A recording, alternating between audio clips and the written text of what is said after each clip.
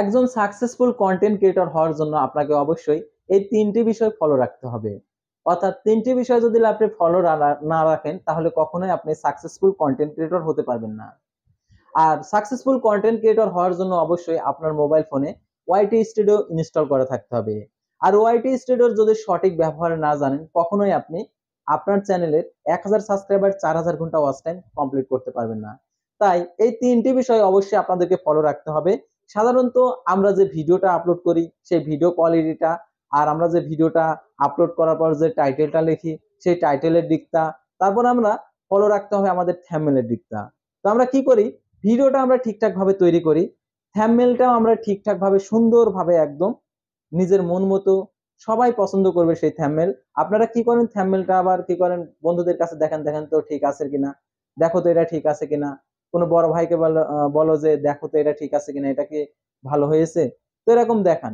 তো দেখানোর পরে তারপরে আপলোড দিলেন, ভিডিওটা থাম্বনেলটা দিলেন, কিন্তু আপনি যে দর্শক দর্শক যেটা চায় আপনি সেটাই যদি আপনি ওই ভিডিওটার মধ্যে না দিতে পারেন তাহলে কখনোই আপনার ওই ভিডিওতে ভিউজ আসবে না।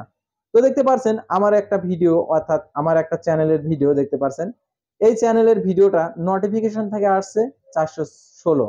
এটা নোটিফিকেশন বলতে বোঝানো হয়েছে যে আমার যে দর্শকগুলা রয়েছে সেই দর্শকগুলা নোটিফিকেশন পাইছে, এর মধ্যে 416 জন ক্লিক করে এই ভিডিওটা দেখছে। আর ইউটিউব সার্চ, এই ইউটিউব সার্চটাই হচ্ছে মূল।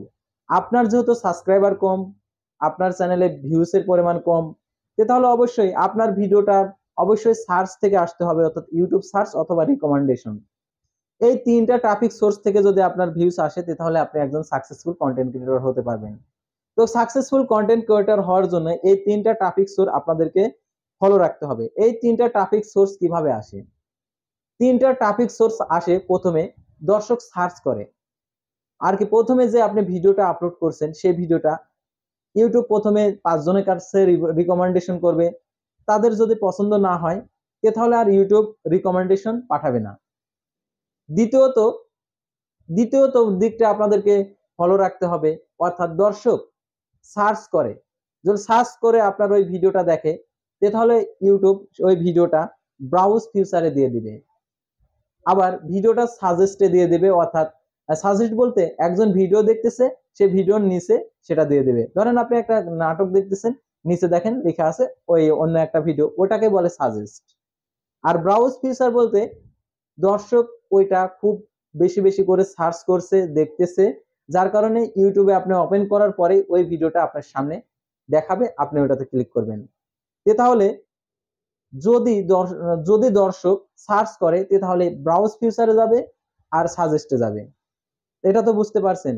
আর ইউটিউব রিকমেন্ডেশন করবে তখনই দর্শক যখন প্রচুর পরিমাণ দেখবে, অর্থাৎ প্রথমে আপনি ভিডিওটা আপলোড করেন, আপনার দর্শক নেই, ইউটিউব রিকমেন্ডেশন 5 জনের কাছে পাঠাইলো, তারা দেখলো না, এটা কোনো বিষয় না।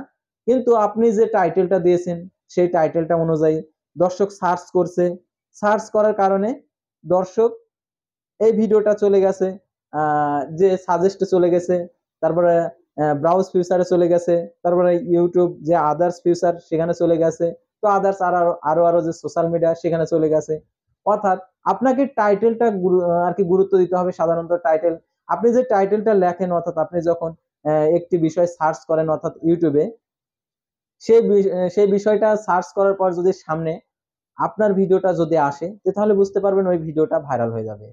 আর সার্চ করার পর যদি আপনার ওই ভিডিওটা 1 2 3 অর্থাৎ 15 16 20টা ভিডিওর পরে যদি আসে তাহলে দর্শক এর কাছে এটা পৌঁছাবে না, যার কারণে আপনার ওই ভিডিওটা ভাইরাল হবে না।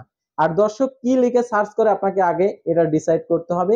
তো সার্চ করার পরে, অর্থাৎ আপনি যে ভিডিওটা তৈরি করছেন, আপলোড করার পরে যে ভিডিওটা দর্শক যেটা লিখে সার্চ করছে, সার্চ করার পরে দেখবে যে ভিডিওর কোয়ালিটি তো আগেই দেখা যায় না, আগে দেখা যায় থাম্বনেল।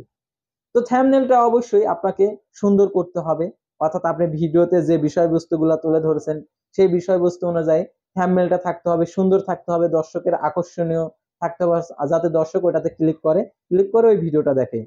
ক্লিক করার সাথে সাথে যদি আপনার ভিডিওটাতে মূল বিষয়বস্তু নিয়ে আপনি আলোচনা করেন তাহলে অবশ্যই ওই ভিডিওটা ভাইরাল হয়ে যাবে এবং আপনি একজন সাকসেসফুল কন্টেন্ট ক্রিয়েটর হতে পারবেন। সেজন্য আপনাদেরকে প্রথমে ভিডিও আপলোড করার সময় আপনাকে টাইটেলটা ঠিকঠাক ভাবে দিতে হবে, দ্বিতীয়ত দিতে হবে হচ্ছে থাম্বনেলটা ঠিকঠাক ভাবে দিতে হবে, অর্থাৎ ব্রাউজ ফিচারে যখন চলে যাবে ওই ভিডিওটা তখন দর্শক থাম্বনেল দেখে ক্লিক করবে, সাজেস্টে গিয়ে যখন যাবে ভিডিওটা থাম্বনেল দেখে ক্লিক করবে। আর কি ব্রাউজ ফিচার সাজেস্ট ইউটিউব আদার ফিচার্স আদার্স যেসব সোশ্যাল মিডিয়া রয়েছে তারা অবশ্যই থাম্বনেল দেখে ক্লিক করবে, তারা টাইটেল দেখবে না। আর প্রথমে আপনাদেরকে সার্চ র্যাঙ্কিং এ নিয়ে যাইতে হবে ওই ভিডিওটা, যার মাধ্যমে আপনার ওই ভিডিওটা ভাইরাল হয়ে যাবে। তো আশা করি আপনারা বুঝতে পারছেন, অর্থাৎ একটি ইউটিউব চ্যানেল দাঁড় করতে হলে অবশ্যই আপনাদেরকে ইউটিউবের যে দর্শকেরা যেভাবে সার্চ করে, অর্থাৎ আপনাদেরকে যে সার্চে এখানে আপনাদেরকে যে বিষয়ে আপনি সার্চ করেন, যে নিউ নিউ জব লিখে সার্চ করলেন, আপনার যদি ভিডিওর মধ্যে নিউ জব যদি লেখা থাকে তাহলে অবশ্যই নিউ জব আসবে। তো দেখতে পাচ্ছেন এই ভিডিওটাতে অবশ্যই নিউ জব লেখা আছে, অর্থাৎ এই টাইটেলে, ঠিক আছে, নিউ জব বিডি। আমি যদি বিডি লিখি, নিউ জব বিডি লিখে সার্চ করলে হয়তোবা চ্যানেল আসবে, হয়তোবা কোনো ভিডিও আসবে। তো দেখতে পাচ্ছেন নিউ জব বিডি লিখে সার্চ করার সাথে সাথে এই সকল আর কি নিয়োগ বিজ্ঞপ্তিগুলো চলে আসছে, ঠিক আছে।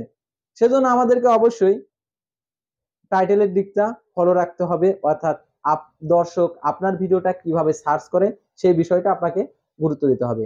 তো আশা করি আপনারা বুঝতে পারছেন, অর্থাৎ এই তিনটা বিষয় যদি আপনি মাথায় রাখেন, অর্থাৎ টাইটেল প্রথমে, তারপরে হচ্ছে আমি বললি টাইটেল প্রথমে, তারপরে থাম্বনেল, তারপরে ভিডিও কোয়ালিটি, এই তিনটা বিষয় খেয়াল রাখবেন, তাহলে আপনি একজন সাকসেসফুল কন্টেন্ট ক্রিয়েটর হতে পারবেন। তো আজকের ভিডিওটি এই পর্যন্তই। আর এই ভিডিওটি যদি ভালো লেগে থাকে অবশ্যই এই ভিডিওটিতে একটি লাইক করে দিবেন। আল্লাহ হাফেজ।